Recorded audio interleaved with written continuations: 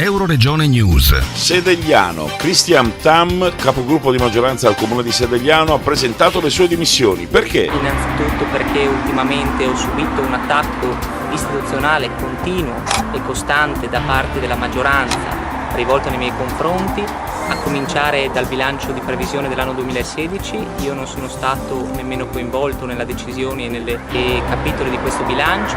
Sono stato fatto partecipe di questo quando il bilancio era già chiuso e senza possibilità di apportare nessuna modifica migliorativa assieme all'amministrazione.